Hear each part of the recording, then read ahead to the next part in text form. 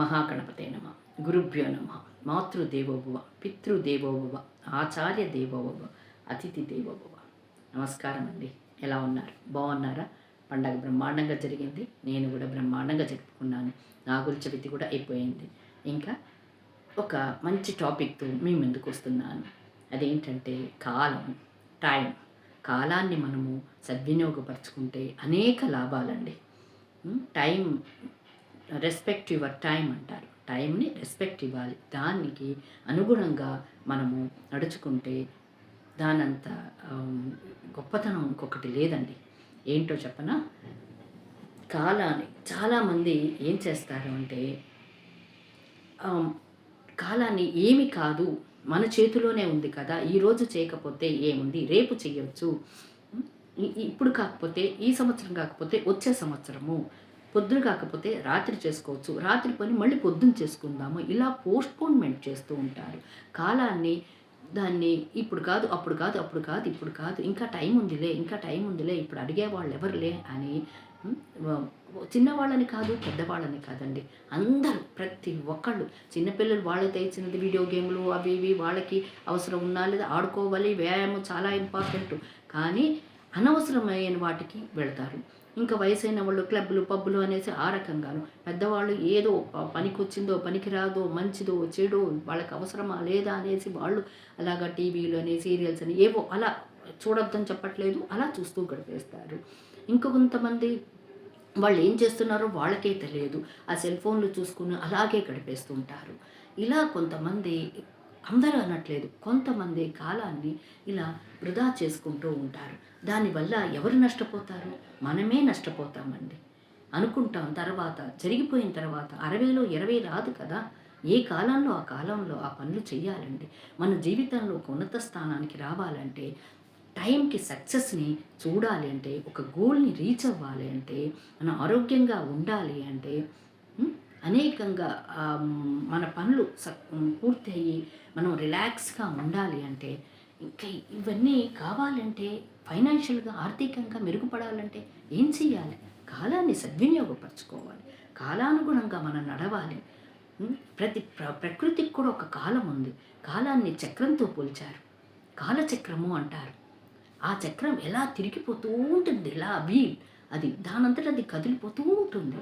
నిన్నటిది ఈరోజు రాదు, రేపేంటో మనకు తెలియదు. డబ్బు ఖర్చు అయితే, డబ్బు పోగొట్టుకుంటే మళ్ళీ సంపాదించుకోవచ్చు, పొదుపు ద్వారానో కష్టపడో సంపాదించుకోవచ్చు. కాలం పోతే సంపాదించలేమండి మనము కదా. అందుకని దాన్ని సద్వినియోగపరచుకోవాలి. ఎప్పుడు పనులు అప్పుడు చేసేసుకోవాలి. రేపటి పని ఈరోజే ప్లాన్ చేసుకొని దానికి ఎలా చేయాలి, ఏం చేయాలి, ఒక నిర్దిష్టంగా అవసరమా ఆలోచించి దాన్ని ప్రవర్తించాలి. ఇంకొకటి, అసలు ప్రకృతి చూసారా? సూర్యుడు ప్రొద్దునే ఉదయిస్తాడు, సాయంత్రమే అస్తమిస్తాడు. పక్షులు సాయంత్రమే గూటికి చేరుతుంది, ప్రొద్దునే అది కిలకిలమంటూ మేలుకొల్పుతుంది. పువ్వులు పొద్దునే వికసిస్తుంది. అంతెందుకు, మన స్త్రీలు గర్భంధరించినప్పుడు ఎన్ని నెలలు పిల్లల్ని మోస్తాం? 9 నెలలు. తర్వాత ఆపరేషన్ చేయాల్సి వస్తుంది కదా. ఎన్నిటికీ కాలంతో లింక్ అండి. ప్రతిదీ ఒక్కొక్క సంవత్సరం ఎంతెంత మార్పులు చెందుతూ ఉంటాము. మనమే చూడండి, చిన్నప్పుడు ఎలా ఉండేవాళ్ళము, ఇప్పుడు ఎలా ఉన్నాము, తర్వాత మనం వెనక్కి తిరిగి చూసుకుంటే, ఏంట్రా నేను అప్పుడు చేయలేకపోయానే, అప్పుడు వృధా చేసుకున్నానే, మళ్ళీ తెచ్చుకోలేమండి. డబ్బన్నా కష్టపడి తెచ్చుకుని ఏదో ఒకటి సొప్పో చేసుకుని ఆ పని పూర్తి చేసుకోవచ్చు. కానీ నిన్న జరిగిపోయిన సమయాన్ని తెచ్చుకోలేము. సమయం చాలా విలువైనదండి, అంత అమూల్యమైనదండి. దాన్ని చక్కగా వినియోగించుకోవాలండి. ఎప్పుడు తింటే అప్పుడే, ప్రొద్దున పూట తినాల్సిన ఆహారం ప్రొద్దునే అల్పాహారం అంటారు. అల్పంగా ప్రొద్దున పూట తినాలి. మధ్యాహ్నము లంచ్ అంటారు, అది మధ్యాహ్నం తినాలి. రాత్రి డిన్నర్ అంటారు, అది 6 నుంచి 7 లోపల తిని పెందరాడే 10 లోపల పడుకుంటే, ప్రొద్దున్నే 5:30కి అలా లేస్తే ఎంత టైం ఉంటుందండి. గొప్ప వాళ్ళు చరిత్ర చూడండి. వాళ్ళు అంత ఉన్నత స్థానానికి రావడానికి, అంత గొప్పగా వాళ్ళు వృద్ధి చెందడానికి కాలమే కారణమండి. నిజంగా చెప్తున్నాను, అనుభవపూర్వకంగా చెప్తున్నాను. మనం ఏ కాలంలో ఎప్పుడు ఏం చేయాలో అది చేసేయాలండి. సకాలంలో పెళ్ళిళ్ళు చేసుకోవాలంటే చాలామంది ఇప్పుడు కాదమ్మా, ఇప్పుడే ఏం వయసు ఇంకా ఉంది అంటారు. ఇలా తిరిగిపోతూ ఉంటుందండి కాలం.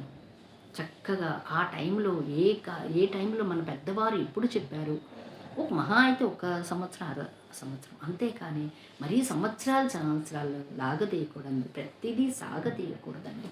సాగతీస్తున్న కొద్దీ అది సాగుతూనే ఉంటుంది. దానికి ఎండ్ పెట్టాలి. ఒక పని మొదలు పెట్టామా అది సరైన సమయాన్ని పూర్తి చేయాలి.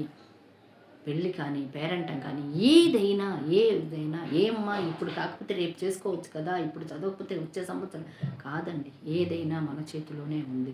మనకి ఒక నిర్ణీత సమయంలో ఇంతలోనే ఈ 2 ఏళ్ళు అంటే 2 ఏళ్లలో నేను పూర్తి చేయాలి, నేను ఒక సంవత్సరంలో పూర్తి చేయాలంటే రేపటి హోంవర్క్ ఈరోజే చేసుకోవాలి, నిన్నటి పని ఈరోజు చేయాలి, రేపటి పని ఈరోజు చేయాలి,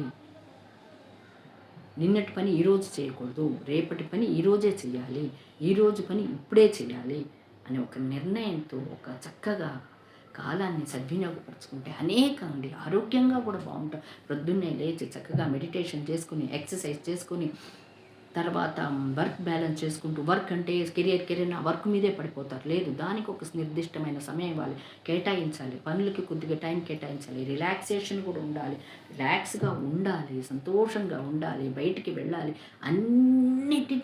అన్నిటినీ బ్యాలెన్స్ చేస్తేనే అండి లైఫ్. ఆ శక్తిని కాలశక్తి అంటారు. ఆ శక్తిని సరిగ్గా ఉపయోగించుకోవాలి. శక్తిని మనం ఉపయోగించడంలోనే ఉందండి. మనం దాన్ని నెగ్లెక్ట్ చేస్తే అది మనం నెగ్లెక్ట్ చేస్తుంది. ఎవ్వరూ దీన్ని కంట్రోల్ చేయలేరు. ఆ పరమేశ్వరుడు, ఆ కాలుడు కూడా మనల్ని కంట్రోల్ చేయడు. ఆయనకేమైంది, ఆయన చూస్తూ ఉంటాడు. కానీ అండి మీరే తెలుసుకుంటారు. తర్వాత మనం తెలుసుకున్న తర్వాత ఏం లాభం లేదు. చేతులు కాలేక ఆకులు పట్టుకుని ఏం ప్రయోజనం కదా. కాలాన్ని సద్వినియోగపరచుకోండి. అమూల్యమైనది, precious. Time is very precious కదా.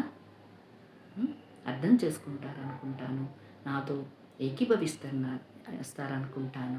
మీ అభిప్రాయాన్ని కూడా కామెంట్ ద్వారా, మెసేజ్ ద్వారా, ఇంకేమైనా మీకు తెలిసింది ఏవైనా ఉంటే కామెంట్స్ ద్వారా తెలపండి.